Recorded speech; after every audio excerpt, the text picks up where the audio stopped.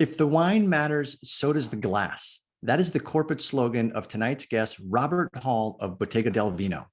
And for those of you that are intense loyalists to a wine stem manufacturer that rhymes with needle, you're going to want to watch. Thanks so much for all your support. Enjoy.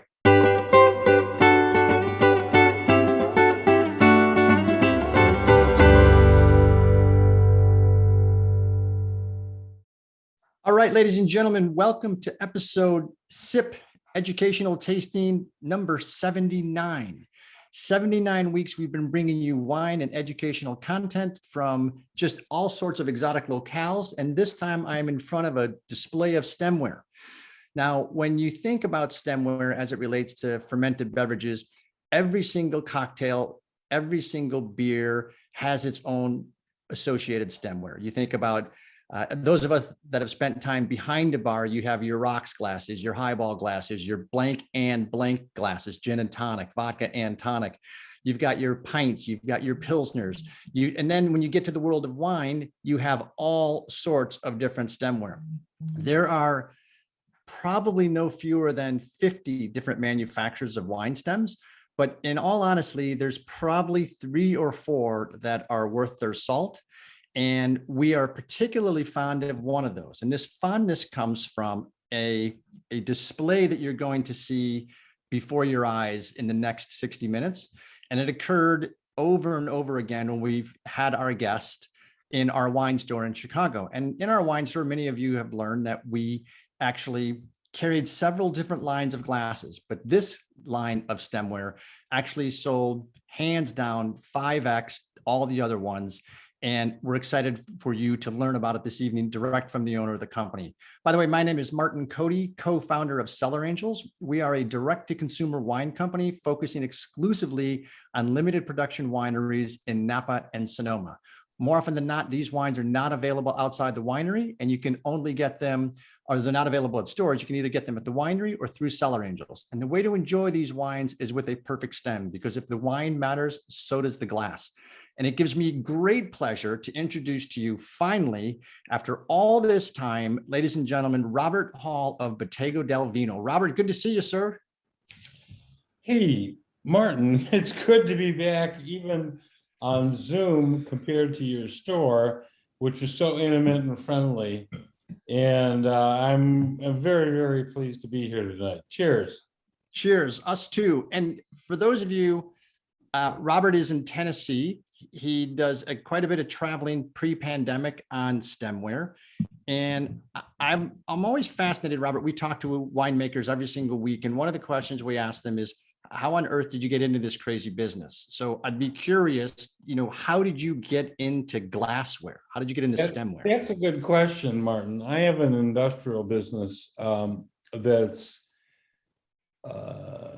primarily, let's say, sourced and centered around Northern Italy.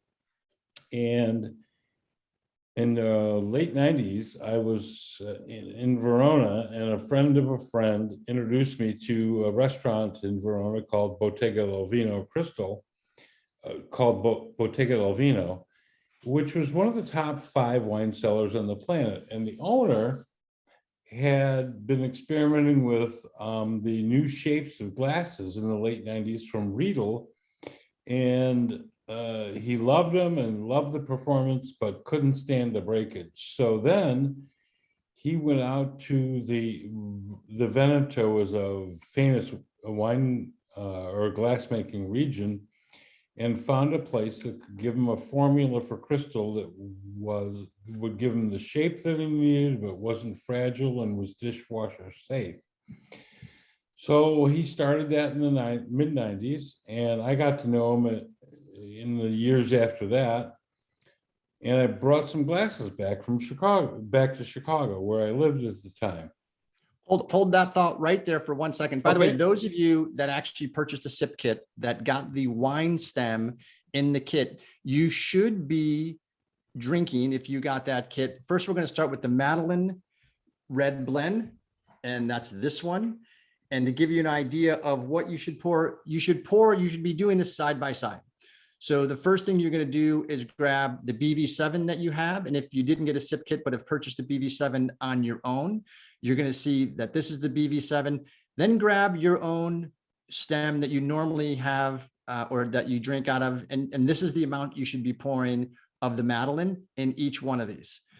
So then we're going to go into kind of an assessment process. And Robert, I forgot to tell you, if I could ask you to be so kind to call the meeting to order. Sure. And this is how we usually do it. Meeting called to order. So we have a. You can't do that. You can't do that with the Riedel. And so you got to dine at the Bottega del Vino restaurant. And those of you, I encourage you to Google that restaurant after tonight's episode, because it's a pretty special place that has an unbelievable history. So you were there, and the owner was trying to find a way to create a glass that would not break as often as Riedel. Correct. And it was kind of funny. He went to the commercial glass blowers in the region, and all of them said, no, you can't do that. And finally, he went to a glass blowing school in the region. And in a classic story, the kids solved the problem. And they substituted lead in the crystal. The lead is the heavy element that creates the crystal structure in leaded crystal. They substituted barium oxide which is basically a variation on optical crystal. Nothing new about it. It's been going on since Galileo invented the telescope in the 1400s. And they created this glass that was very, very strong, dishwasher safe, but had the weight, the balance, the light feel that you want from the perfect stem. Awesome. And it's interesting. I think it's fascinating that he went to the university and the kids were the ones that actually developed the solution. Yeah. I do see some folks. I want to say hello to Doug, Eric, Hans, and Caitlin. Ivy, Jan is here. Jeff and Jane are here. Thank you so much, kids from Barrington, Illinois. Jim from Colorado. Julie from Chicago. Karen, Lynn Elton, a new name. Linda Forsyth, Lori Poitme, Nelson Holden, Nelson, long time no see, Peter Glick, and of course, Scotland is here. And why is Scotland here? Because tonight, when we open up 2 bottles, it's the Scotland. And I think one of these episodes, we have a 3-bottle opening, so we're going to have to name that, but we're not certain what that's going to be called. But welcome, everyone. I'd like to see everyone filling in, so that's great.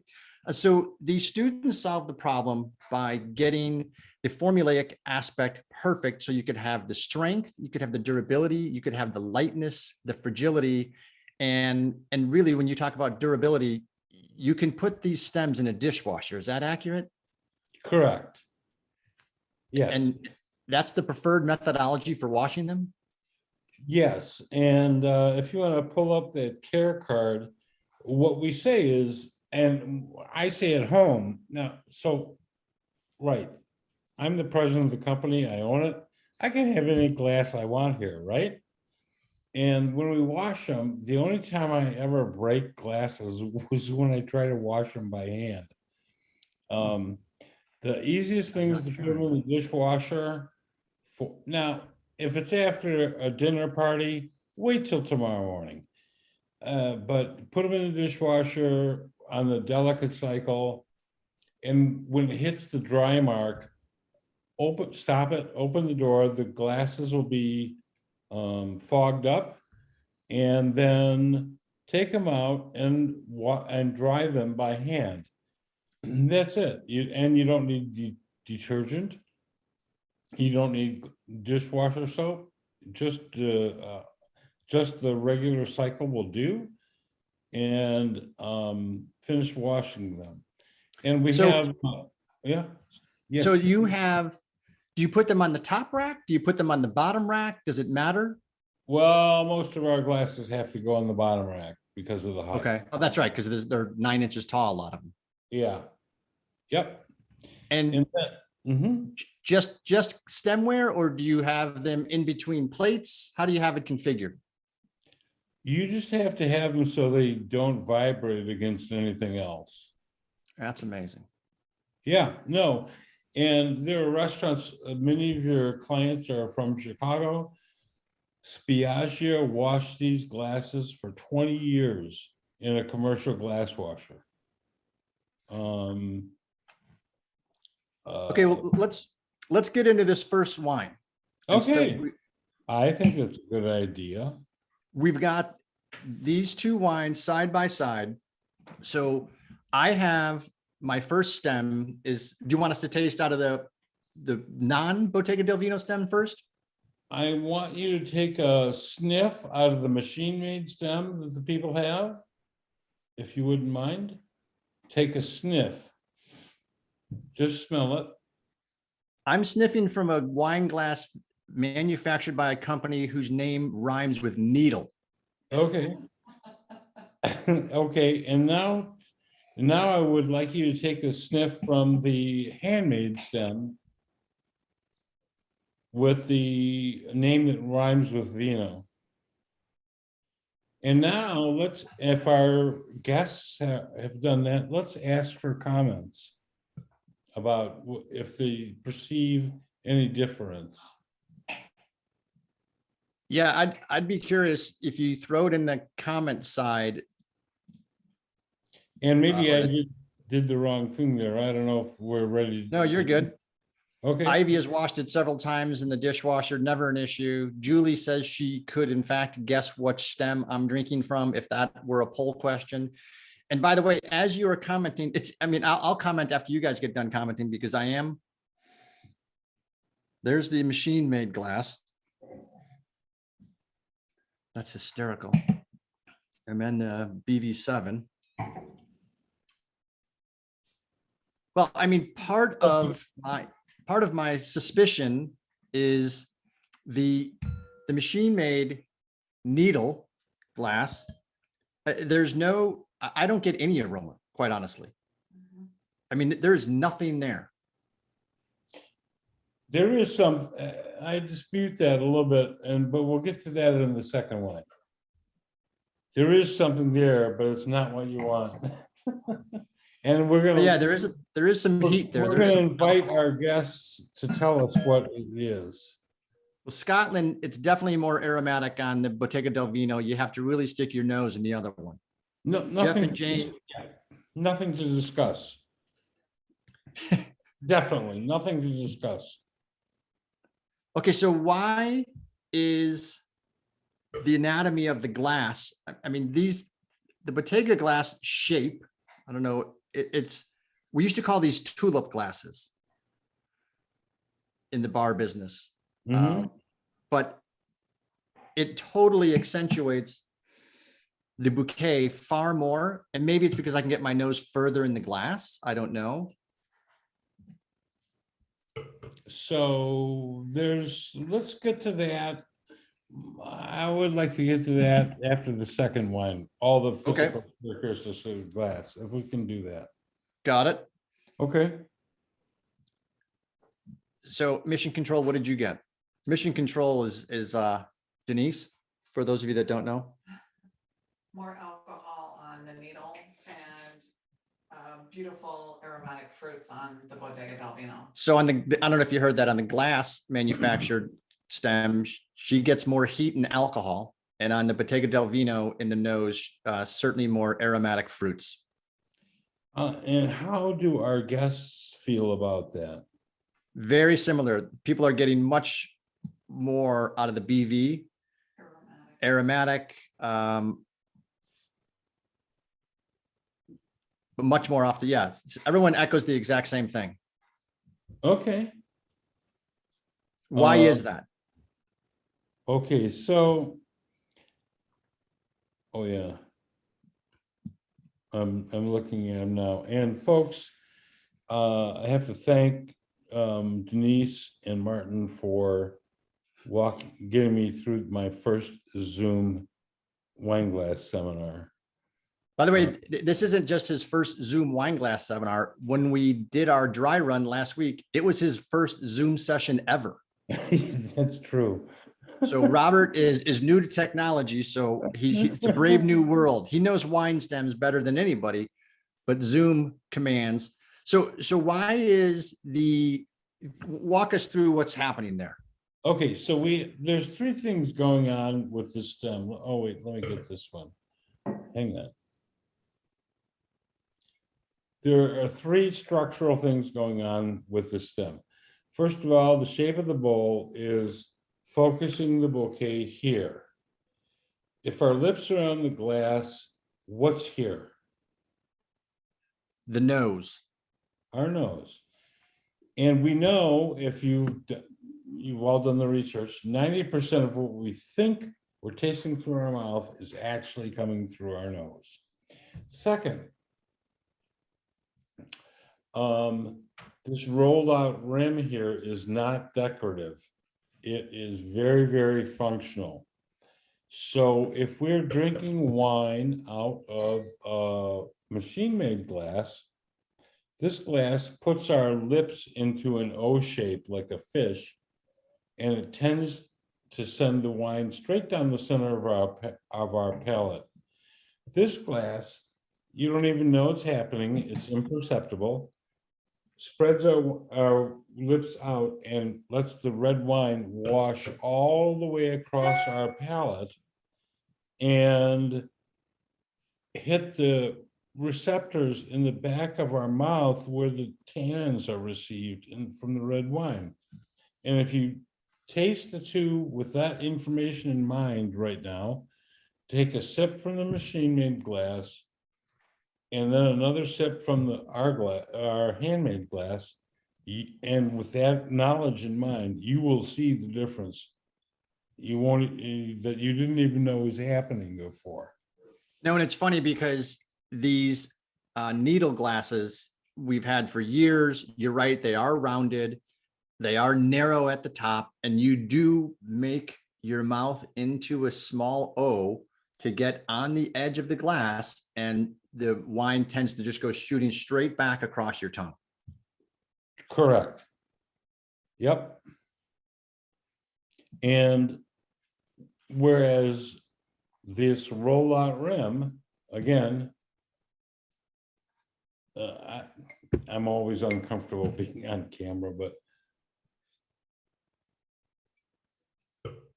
as soon as the wine enters your mouth, it washes all the way across your palate. It's a totally different sensation too. Totally different sensation.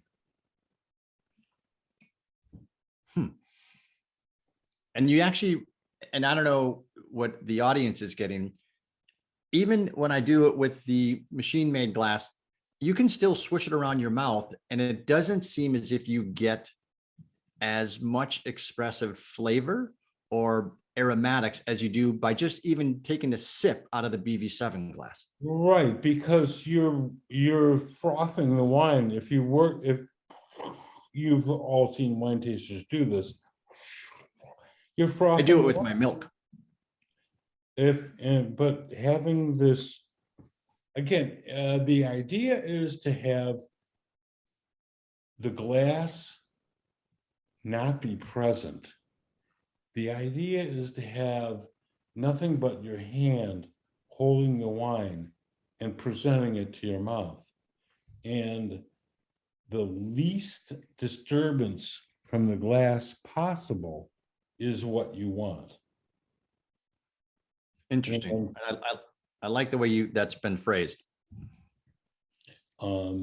So because it matters. I mean, it actually matters. Absolutely. By the way, I'd be remiss. I saw Doug Rutherford on earlier. I know Doug I think he's driving, so he might just be listening in. Doug was the only one that answered the quiz question on Monday. Not the only one that answered correctly. Several people answered it correctly. Doug was the fastest answer. The question was, what is the grape for Beaujolais Nouveau Day, which is in fact today? And the grape is Gamay.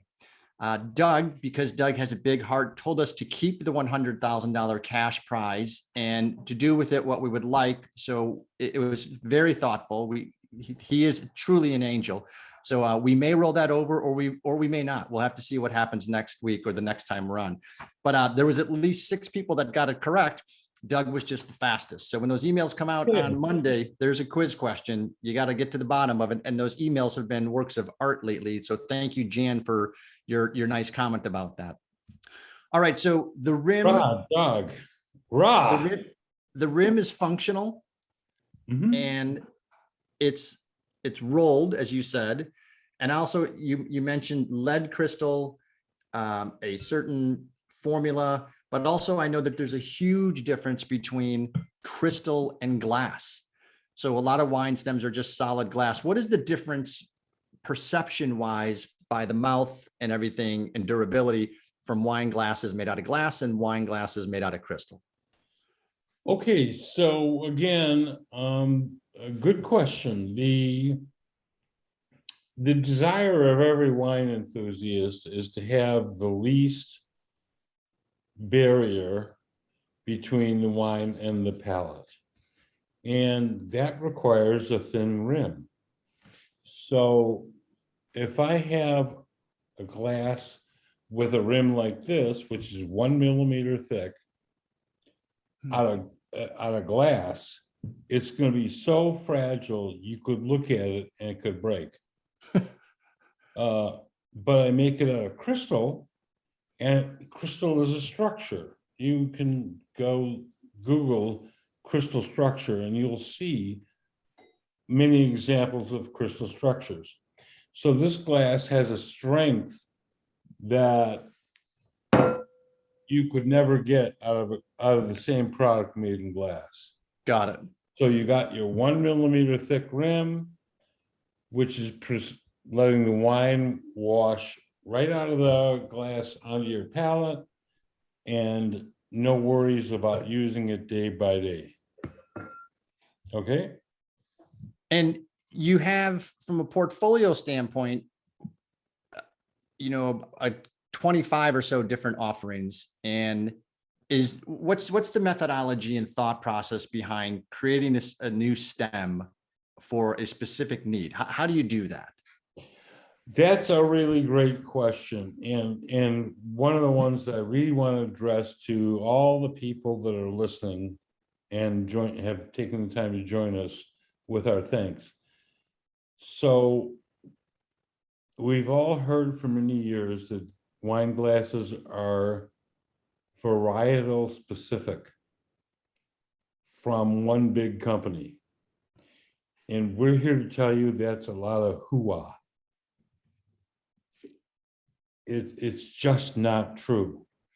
And we have the glass you're drinking out of tonight, if you took the sip kit, the BV7, which is a medium-bodied red wine glass. We have a BV4 Rosso Giovanni that's for young red wines.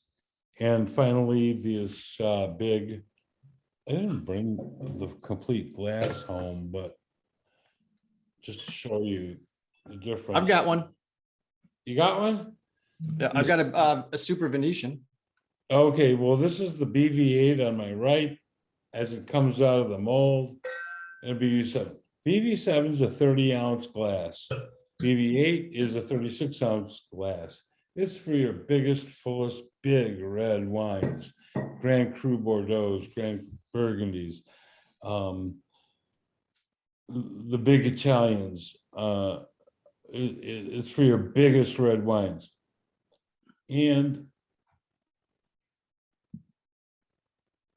But the idea that you need a different glass for every grape varietal is crazy. And Crazy.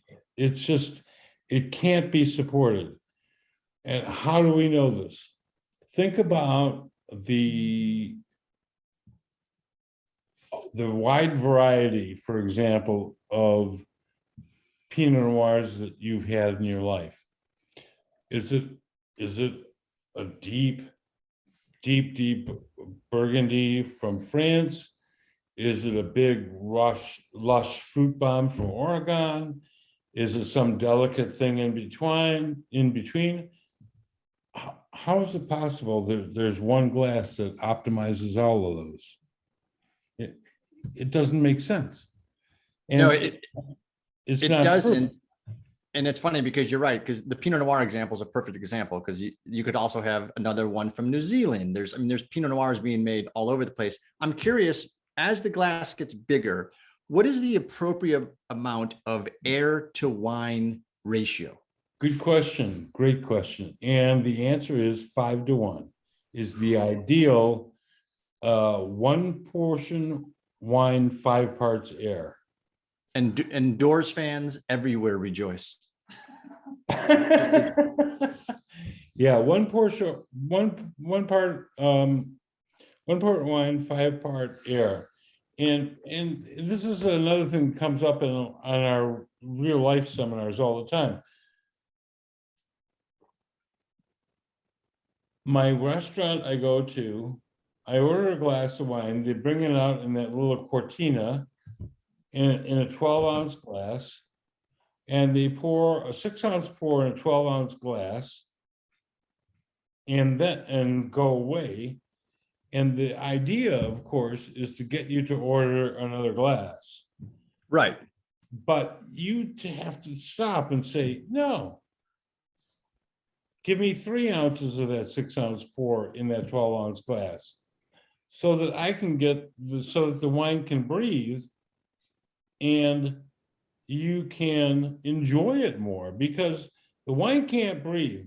A 6-ounce pour in a 12-ounce glass cannot breathe. And 90% of what we think we're tasting in our mouth is coming through our nose. So is there a spot on the BV7 where it's 5-1? Does it go right to where the bowl, or before the bowl reaches its apex, or is it? It's a little bit below, and I think you have a handout on that file that I sent you. Well, handouts a little grandiose. We have a picture. No one got handouts. This isn't the. Oh, I'm sorry. All right. Yep. No, that's not the one. It's the one that says BV7 note card. Oh, so bear with us. This wasn't covered in practice. Technical challenge. BV7 insert card. The one right Was it on the above last one? BV7 insert card. Yep, that's the one. Martin, you are a trained professional. Let's see that. Okay, so it's a little bit below the apex. Yes. Oh, you guys can't see that? I This is can. riveting television. Hold on one second. Where'd that image go? Can you see it now? Yep. Okay, I apologize. Don't tighten up, lighten up. So there we have it. Yep.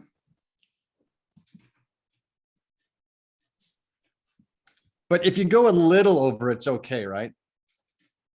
You know, nobody's going to get hurt. Nobody's going to get sick. Nobody's going to get injured. Well, I think it's true. And if anybody wants this, as a matter of fact, I will send this to people in the chat. Let me know, because this gives you a really good overview of why the glass is just so profound, the BV7, and from a comparative standpoint. You can do this with your friends over the holidays.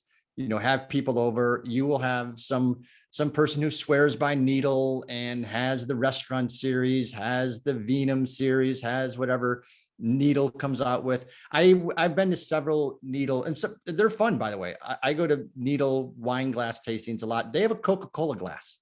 They have a glass that they claim makes Coca-Cola taste better, which arguably that's not a big high bar, because it doesn't taste good to begin with. So, but it is interesting. So if you're interested in this specific write-up on comparative tasting and the BV7, let me know in the chat and we'll be happy to get you a copy of this, because then we will officially have handouts. They'll be electronic.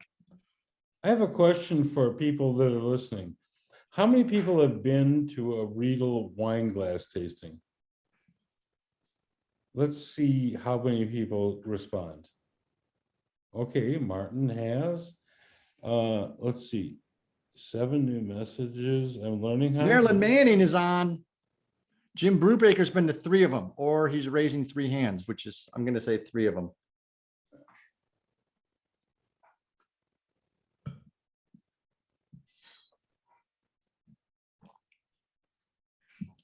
Peter, Okay.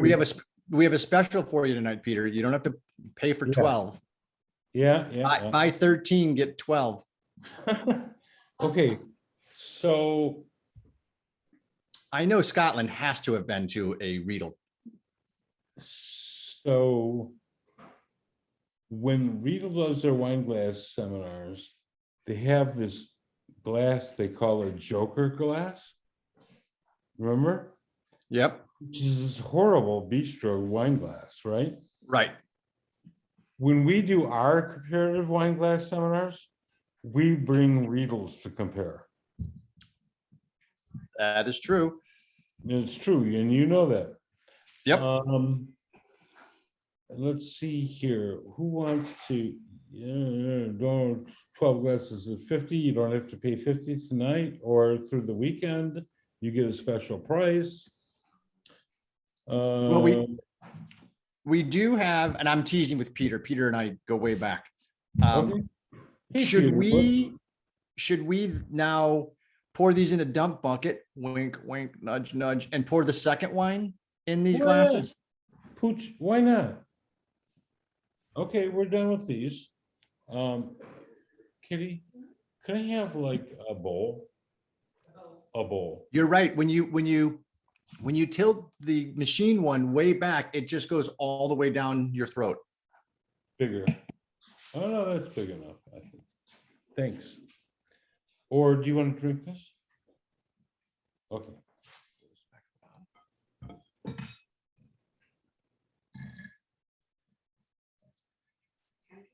Yeah.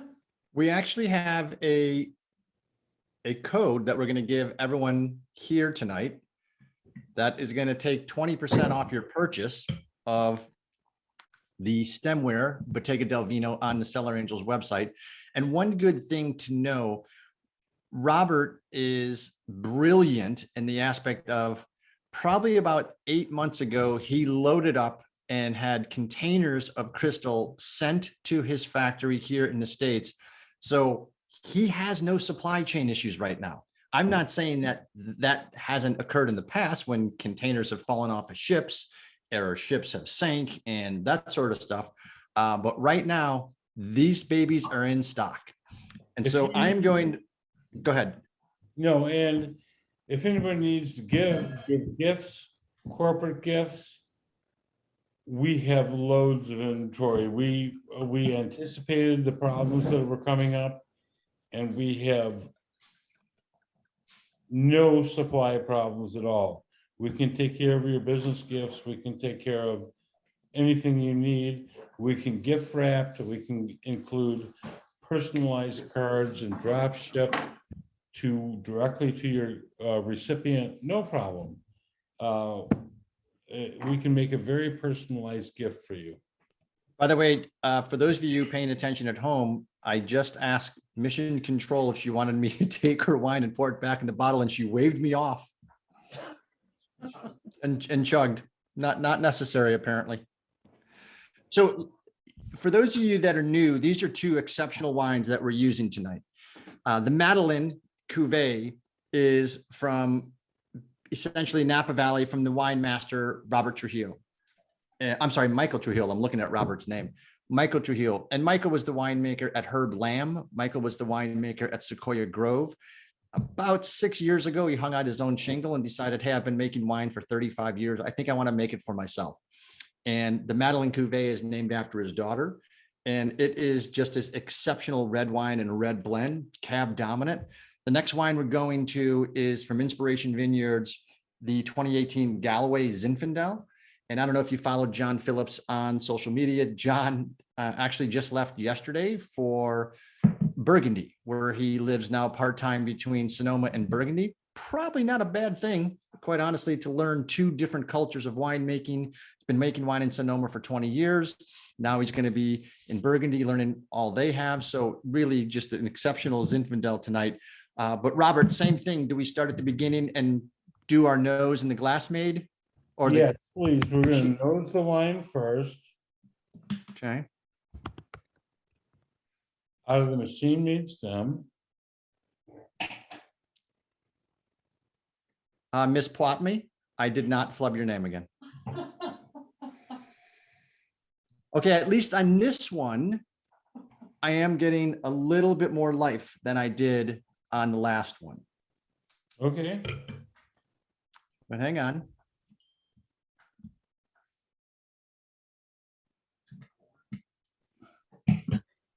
Now we're going to go to the BV7. Yeah. Nothing to discuss. Night and day. Nothing to discuss. So it's just Ami. Ami? I'm having a conversation with Lori. Oh, Potomi. Oh, Potomi's easy. It's night and day. What? Okay, audience, what are you getting on this one? First of all, my olfactory, being in the wine business as long as I have, I don't have as good a nose as Denise. So the nose is not even close to what she has. And I think I found this true. We used to talk about this, Robert, in the store. It seems women have far more acute senses as it relates to smell and perception. And Marilyn, I think you're right. There are certain glasses for each varietal. It makes a huge difference in the way to experience wine.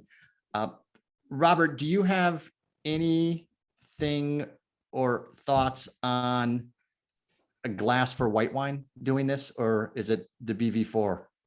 no, let me take care of that in a second. Hang on just a second. Kitty Ling? Is the pizza here? Yeah. Actually, let's go to this picture back here. Can I see one of those white wine glasses? Which one? The ones that What picture do you want me to show? BV5 out of that list of all the stems? Yep, coming up. You guys won't see it for a second, but I'll open it, stop share, share again, and Shazam. Shazam, Shazam, Shazam.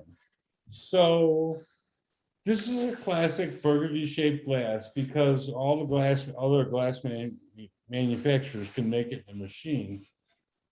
And So hang on, back up a second. When you say this is a classic burgundy shaped glass, what do you mean by burgundy shaped glass? no, I said Bordeaux shaped glass. Okay, And we'll review the tape. Okay. And Okay, so classic Bordeaux means what? means you could make this shape in a machine. Okay, And that's what all the burgundy Bordeaux, now you've got me flustered.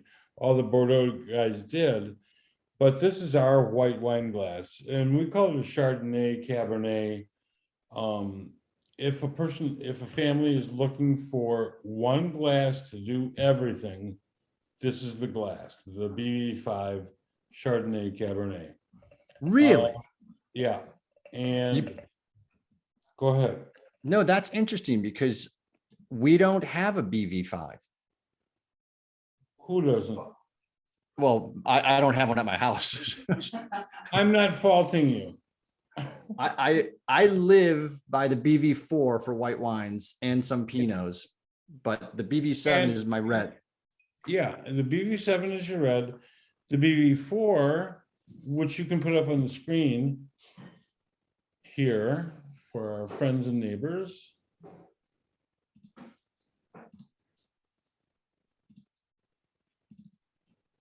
Boom.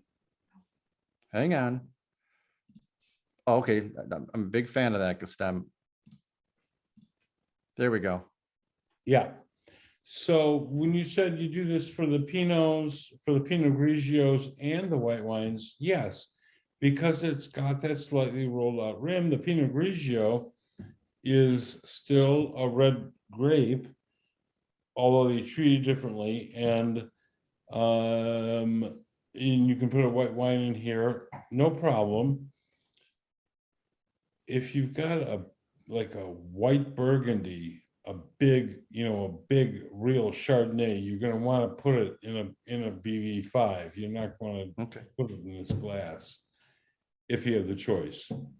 Nope, that makes sense. And so what would this one look at? I'm Robert Hall. I own Bottega del Vino. I can have every glass I want. I have BV5s and BV7s in my house. That's what I have. And we'll talk about champagne in another meeting. No, we can talk about champagne tonight. We've got, are you kidding me? I've got 2 champagne stems. I've got the coupe. Yeah. And I've got the flute. Okay, so can we switch to bubbly for a little bit? We can, but let's finish this. Yeah, you're right. Because I use the BV7 for cereal sometimes. I mean, it's fine. You can just the thing holds like a quart of milk, and I just sit and watch football. Yeah, I love it. I have never heard that before, Martin. I love it. Okay, now we can switch to bubbles. Okay, by a show of hands and on the board here, how many people like champagne? I'm gonna press this. Oh, yeah, there's a lot of hands going up. A lot of hands going up. I'm gonna press this up.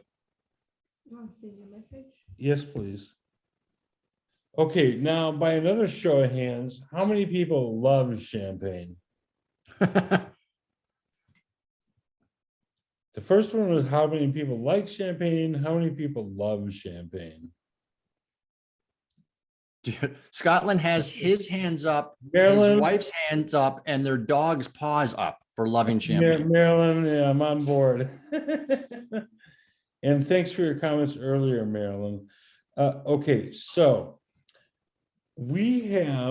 our company has one of the most elegant champagne flutes on the market, the BV6. Yep, it's a really beautiful stem. And during the holidays, we usually change from this red wine glass seminar. Good move, Martin. We usually That was Mission Control's idea. Thank you. Oh, over to Denise, roger that. And during the holidays, we usually have our merchants change from these red wine glass seminars to champagne seminars. And I always talk to people about this because what you always have to remember about champagne, good champagne, is first it's a good wine, and then they put the bubbles in. Right. So how can you nose? Wait a minute. Remember, 90% of what we think we're tasting in our mouth is coming through our nose. Anybody disagree? Nope. If I were to disagree, I might say it's like 92% or 95%. I mean, it's up there. You old hair splitter, you. So how can you nose a champagne in a flute? Yeah, dribble it down your nose. Yep. So, and you go to Paris, and I've often said I would love to take a 2-week vacation and go to Champagne and find out where flutes came from, because I don't know. I don't know. But that Champagne Coupe, the BV11 Riccio Spumante, if you're drinking it doesn't matter if you're drinking Vive Clouveau. Okay, it does. It kind of does. It does a little bit. But if you're drinking vintage champagne and you compare it from the Flute and from the Coupe, the BV11, it will change your life. Absolutely, you will not believe the difference. And by the way, and trust me, you'll never drink it out of a flute again.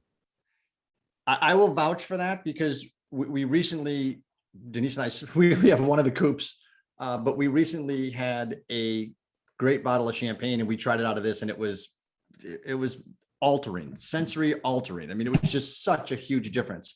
And Robert, back to your question, you don't know where the flutes came from. There is a theory that it was driven by wait staff, because when they were carrying a tray of drinks, these, you could fit 6 or 8 or 9 of these on a tray, but you could fit 12 or 14 of these on a tray as they're servicing tables. And it was much easier to carry mass amounts of bubbles to service. Interesting. See, that's what I want. I want 2 weeks off where I can go and find out. That's interesting. So you, so Marilyn or ooh la la, we don't have the BV6 bubbles glass, must get those. No, you must get the BV11s if you love your champagne. Let me see what those look like. So the BV11 is the coupe. Yeah. Coupe. Okay. Coupe. Kind of like rhymes with the hairpiece I'm going to be getting soon. Okay. You're not in as bad shape as I am. Okay. Let's see that BV11 come up here. Boom, boom, boom, boom, boom. There it is.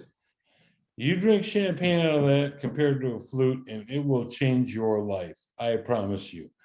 If it doesn't, we will pay the shipping to return it to us and give you a full refund.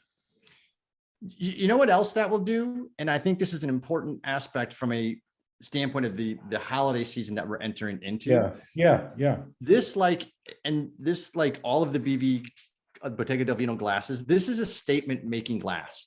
So when you've got a table of 10 set up and you've got Bottega del Vino stems on the table and you have this coupe on the table, that is just eye-catching. The table just becomes, it just blows up in attractiveness. And this stem is fantastic.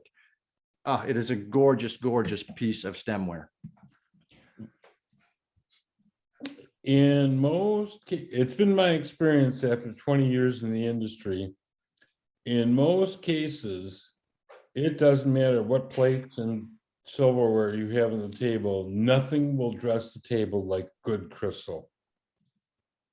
Agreed. Let me ask you a question as it relates to BV7 compared to and in contrast with the BV14. Okay. Is the BV14 the port glass? No, it's the super Venetian. No, what's the BV14? That is a glass. Okay, so that it's called a BV14. It was our super Venetian, which was designed for everybody's heard the term super Tuscan. Well, there's a super Venetian wine that comes out of the Veneto, and it was a glass that was originally designed for that.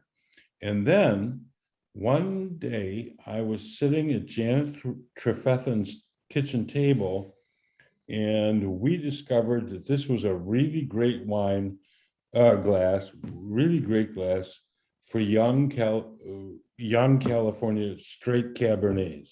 Oh, that is pretty. So here's the BV14 and here's the BV7, and the stems, I've got the bases equal, and you can see just how much higher that bowl is. That bowl is a good 5.5 inches off the base of the glass, and it's 1.5 inches taller than the BV7. It's a big glass. It's a big glass. That's 11 inches tall. The BV7 is 9.5. So it's an inch and a half taller. And it's such an elegant glass.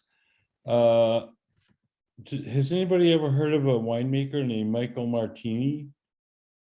Of Louis Martini? Yeah. Yeah. Oh, so he has his own little vintages that he produces, and he only drinks his Cabernet out of the BV14.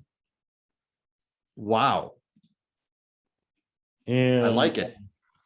Wait a minute, and for those of you, We're going to take a commercial. Okay. I'm teasing. Oh, okay. I'm just gonna get something here. And Maryland has a bunch of Bottega del Vinos because Maryland has, much to her dismay, oftentimes has known me for the better part of 40 years and has a lot of Bottega del Vino in their inventory. So her having dishwasher loads of this is testimonial right there. Yeah. So in case anybody thinks I'm not kidding, here's Michael's phone number, private phone numbers in my cell phone. I'm not gonna show them, but You're only technically you hit the button and you're calling him right now. So tell him we said hello. oh, I will. But anyway, it's true. Michael Martini on the wines he makes outside Louis Martini, he only drinks them out of that BV14. It's a fabulous straight Cabernet glass. If it's Tell me, well, actually, you know what I want to do is if I can find it. Nope, that's not it. I think, so you mentioned that the factory is in Italy yeah, and everything is handmade and mouth blown. correct. And how long does that take to do? So that's a really great question.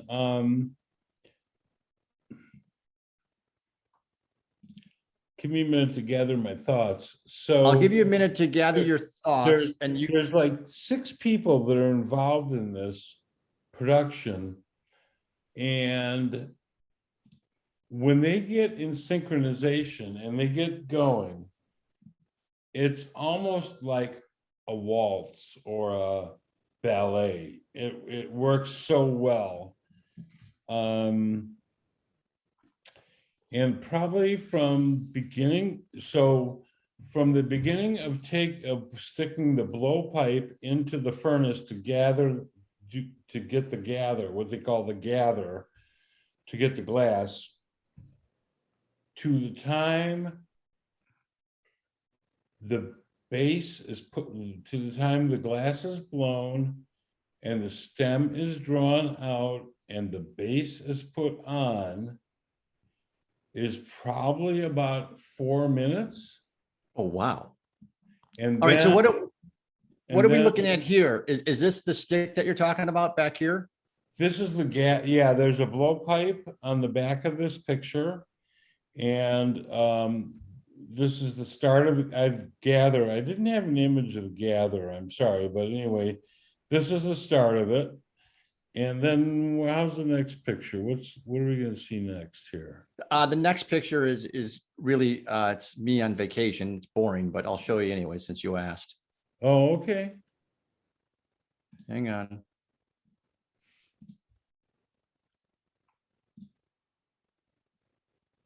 Okay, so this is that after the picture you just saw, this is putting it into the wooden mold, which is water cooled. And this is a hardwood mold, typically pear wood or apple wood that's very, very hard. And the guy is gonna blow into the stem, into the pipe up at the top.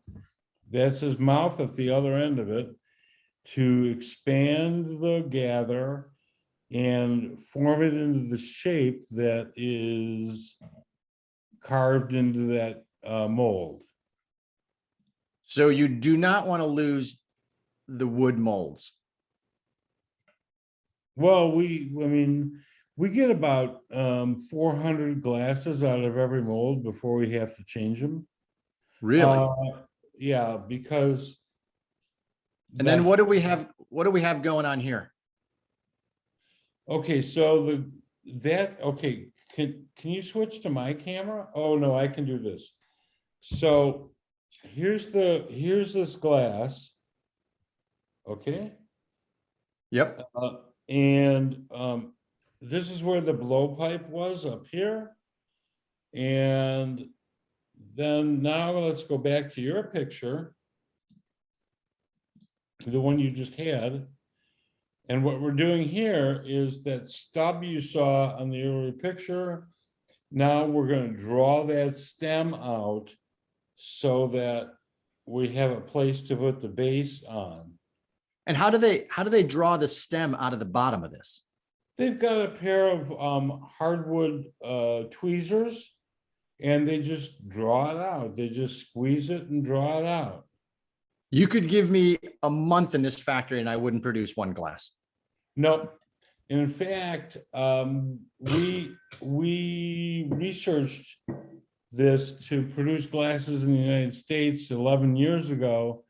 And it was kind of funny because we found out the guys that were drawing the stems and putting the bases on were the oldest guys in the factory. And we thought, well, the guys that are blowing the glasses, that's because it's more physically demanding. But in fact, the guys that are drawing the stems and putting the base on that you see in the photo that Martin has up right now, it takes 7 years to learn that skill so the glass isn't crooked when it's done. It's taken me 7 years to learn Zoom.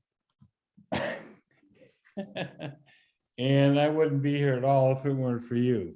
So is Right. this essentially a glowing ember of glass? Or is Yes, this that's the okay? So glowing they've got ember. these That's they've gonna got these be wood the base. tweezers. Yeah.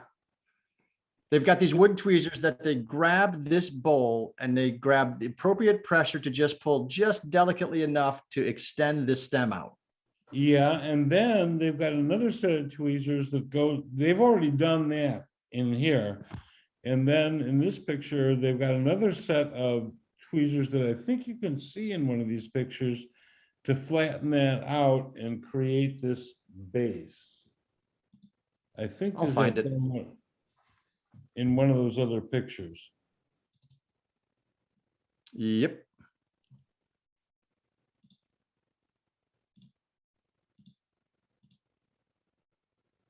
Yep, that's the one. So they're flattening that globe out and putting the base on the stem. And Now, it looks like it's spinning. It is. Okay.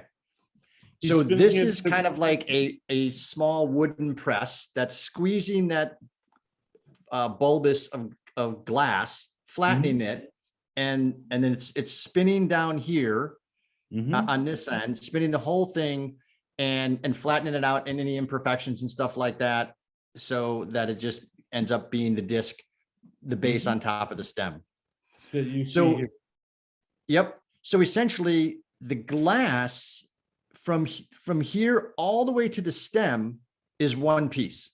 Correct. It's a single, what we call in the industry, we call it a single pull stem. Interesting. And you see the blowpipe is still attached down Yep. here. And the guy that's performing this operation is spinning that blowpipe. Wow. That is fascinating. And why, out of curiosity, do you actually have a stem on a glass? I'm getting choked up apparently. Don't tighten up, lighten up. Why do you have a stem on a glass? Because this is a great question that's been going on for 20 years in my life. You have a stem on a glass, and when you pour the glass,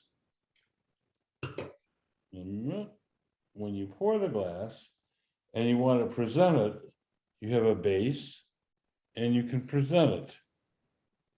And the other person can take the stem while you present the base. And there's no fingery thingies going on. That's number one. Number two, why do you have a stem on a glass?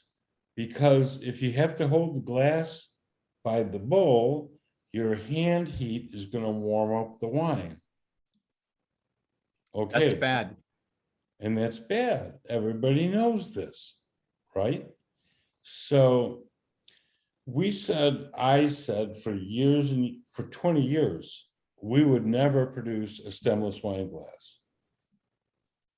And finally, a big commercial customer asked us to do that. And I said, I tell you what, if you would pull this up, Martin, the BV25. Give me a minute. Keep talking.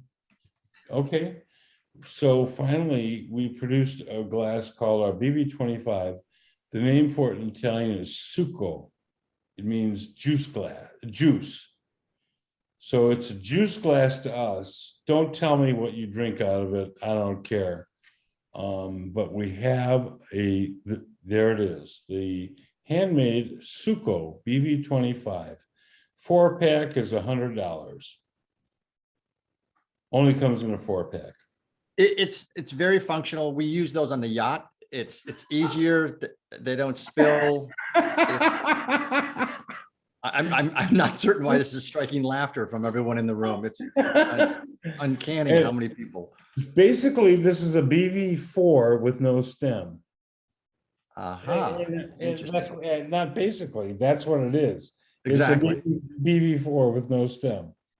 Yeah, no, that's So, fascinating. And by the way, anybody who really needs a stem of glass, take our juice glass. Just don't tell me what you drink out of it. it's hard to see this decanter. This decanter is one of my favorites. And by the way, those of you that know and love Cellar Angels like we do, decanters to me are the bane of my existence. And they were the bane of my existence when we owned the store, when you're doing service, because everyone thinks these long, delicate, artistic decanters are beautiful. They stink, and they are horrible to clean, nightmares to dry. The old-fashioned upside down kind of umbrella decanter is wonderful. But Robert, you guys knocked it out of the park with this one. And this one is one of my favorites because of the way it pours. It's extremely easy to pour this decanter, and it is also very elegant on the table. So this one is also one of my favorites, and it's super easy to clean and super easy to dry. So yeah, that's our BV13 Decanter America. It's called Decanter America because it was actually designed by a sommelier friend of ours in Montreal. And it's a straight shot with a bottle brush to clean every side of it.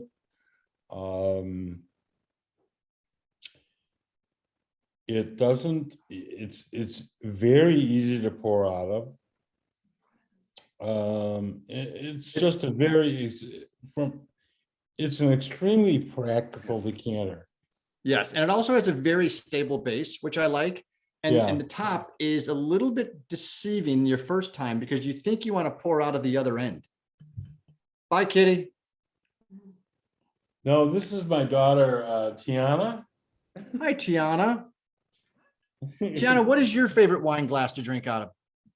I don't know. That's Martin. This might be Tiana's first Zoom, although she just spent a year in education getting these things. So Oh, yeah. I'll come up in a little bit, okay? Okay. Talk about how to pour out of that. this is actually a great decanter from a pouring standpoint because you actually pour out of the shallow end, not the high end. And why do you pour out of that? Does it aerate the wine better on the way out? No, so the high end, if you turn it upside down, I don't have one here, but if you turn the high end there, that's how you can check for sediment in the wine. Carefully. And then you turn but you can't pour out of them because it ends up being like a ski jump and jumps out of the table. Bad things happen. Tablecloth go bye-bye. Yeah. Turn it over to the low side and pour the wine. It doesn't take up much space on the table. By holding it by the base, like you were a minute ago, you can reach all the way across the table with it. But the big thing is, like you mentioned, how easy it is to clean that decanter. Correct. Because all these people that have all these swan-shaped decanters and all these other things, they've got so much old wine in there that is affecting the aroma of the current wine. And I've actually had some wine out of some of those decanters that ended up tasting like sewage because of the old wine that didn't get out of the decanter. Out of No. the, And it's also tough to clean that aroma out of the decanter and get things dry because there's always sediment. Doug Yeah. Rutherford, contest winner, actually asked what wine last week did we have the late from Cast Wines. And Doug, we had it out of this port glass from Bottega del Vino, and it's outstanding. What number is this, Robert? That's a quiz. BV. Oh, let me think. Wait, I've got it. I'm good. I got it's right on the tip of my tongue. BV18. The BV18. It is an awesome glass. And again, elegant, simple, stable, not too delicate like you might get in some port glasses that are like little teeny fingerling pours. This is just a beautiful, simple design, very nice stem. Cognac. I'm a huge cognac guy. Okay.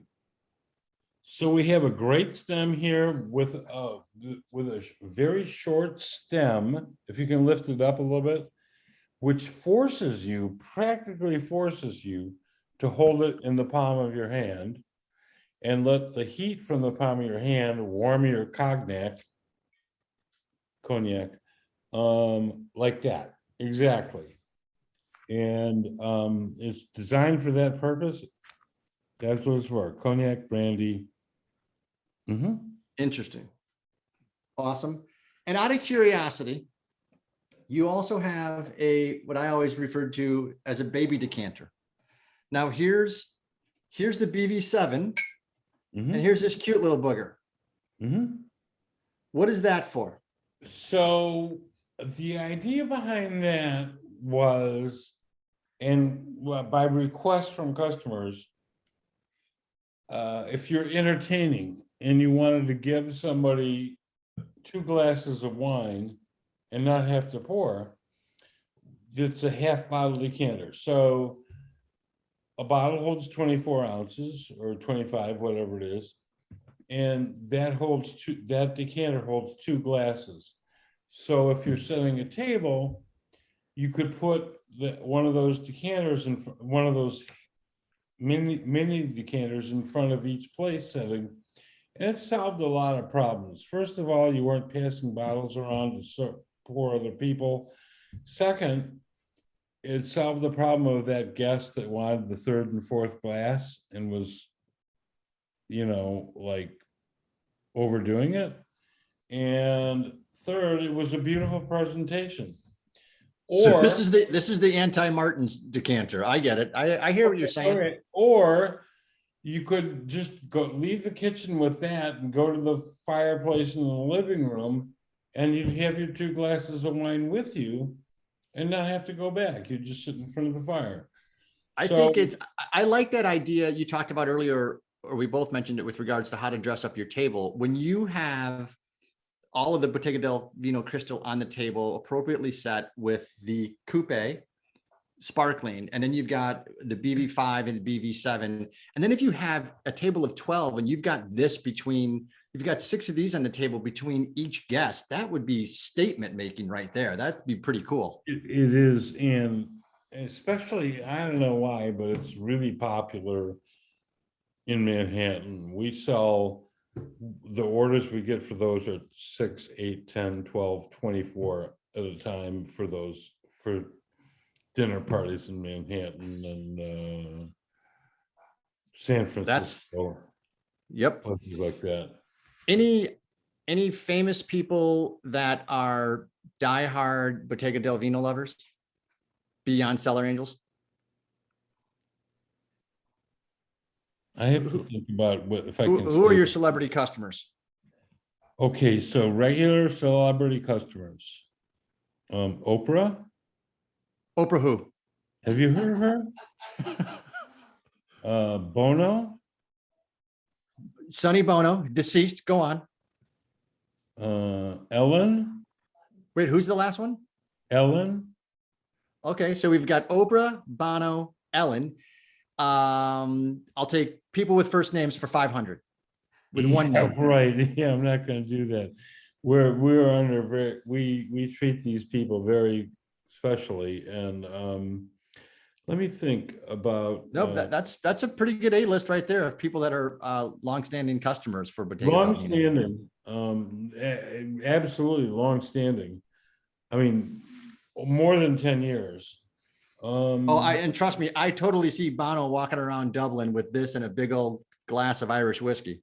No, it's the BV8s at his house in France on the coast of France. That's where Nice. those shipped. Let me- Lori, I'm with you. Unfortunately, this is not an episode where you all get to look under your couch and I can say, you get a BV7 and you get a BV7. And so Oprah, yeah, it's unfortunate. Robert, this has been illuminating and amazing. And I just did, again, the sniff test with the needle. We're going to get sued. And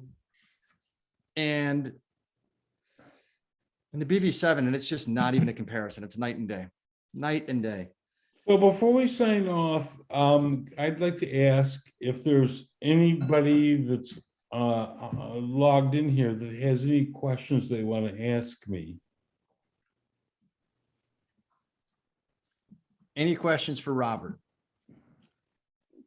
Oh, they have been kind of asking in the chat. I've been keeping an eye on it, and Mission Control and our unbelievably talented and gifted and die-hard working Ivy has also been letting us know. There's so much. Thanks so much, Robert. Amazing glassware. Thank you as ever. Thank you, Martin and Denise. Really informative, educational. Still want to know how much to pour into the coupe. It's a good question. Okay, so that is to the widest point and no further. Pour to the widest point and no further. Yep. It's a lot of strobe lights. All right, good. Good questions. I will send out the diagram and anatomy of a wine glass and also the history of the BV7 for those of you that said send that to me. Don't forget that coupon is Bottega 20 and you will take 20% off your Bottega del Vino purchase. By the way, that is good until next Friday. So when you're sitting around on Thursday and a tryptophan hangover watching football going, oh, son of a gun, I need to order my glasses, you have until next Friday. We are off next Friday because I too will be in a tryptophan coma. So there is no sip next week for Cellar Angels. And I want to go back in time if I could for a moment, if you will bear with me, go back in time to this morning. And if you were up early enough and you could walk outside, you got to see the lunar eclipse. And I did. 4 o'clock in the morning. It was amazing. Yeah. And so it lets you know that there is indeed a higher power, a higher authority, a higher energy. There's some specialness out there. The sky was magical. And at Cellar Angels, our higher power and higher authority is something that referred to as Google. So Google is our God, and we need your help because all of our reviews have been disappearing off of Google, and we don't know why. And we're not certain what's happening, but we do know that if we don't play the Google game, we won't get found. And there is plenty of room in the Cellar Angels tent for you and for 50 more of each person, inviting 50 people. So if I would ask to trouble you to actually just Google Cellar Angels and then hit the review. And if you would write a review, even if it's bad and you want us to improve in a certain area, that's fine too. But those reviews impact small companies like ours more than you can even imagine. And the reviews were disappearing. So I don't know what to attribute that to. There was a bunch of them. Now there's only 2. So that would be helpful because that unfortunately is the small business God. There is a bunch of benevolence at Cellar Angels. And I really didn't know what benevolence meant until you look at it and you read it and you read it and you hear it. And sure, you know what it is intellectually. But until you actually know the meaning of benevolence from a heart standpoint, then you begin to get it. And it really describes Cellar Angels because we do this in a kindness and a purity and authenticity in a genuine sort of way for you and for the wineries and for the winemakers to raise up and elevate the limited production wineries. And we do it out of kindness. And we want to make certain they're successful, you're happy and successful, and all of us, we can raise the tide together. So that's what's meaningful to us this week. Next week, we're off. We're going to be giving thanks to everybody we know, but right now I want to start that process early and give thanks to you guys, because without you, we can't do this. So thank you so much for all the support. Robert, you did fantastic. It was fantastic to see you again. I hope we get to see each other in person soon. And thank you so much for your tireless dedication to producing a product of exceptional quality that should be on everybody's table. And for all of us at Cellar Angels, thanks so much for all your support. Cheers, everyone. Stay safe and have a wonderful Thanksgiving. And I just want to say, even this is the first virtual one of these that we've done. I've done hundreds of in-person comparative tastings. And it always amazes me that people want to come out and learn about wine glasses and spend their money and learn about wine glasses. And I want to thank everybody that signed on today. Really, honestly, because when I first got exposed to this 24 years ago, and I thought, is $50 a lot of money to spend on a wine glass? I think it is. But when you taste what you get, your mouth tells you the truth. And as a cost of a daily benefit over years and years, it's so small to get that extra pleasure from the wine. And that's what we do. That's what we try to teach people. And I want to thank everybody here that was signed on for joining us tonight. Sincerely, thank you so much. Thanks, everyone. Be good. Cheers. Good night. Thank you, Robert. Good night.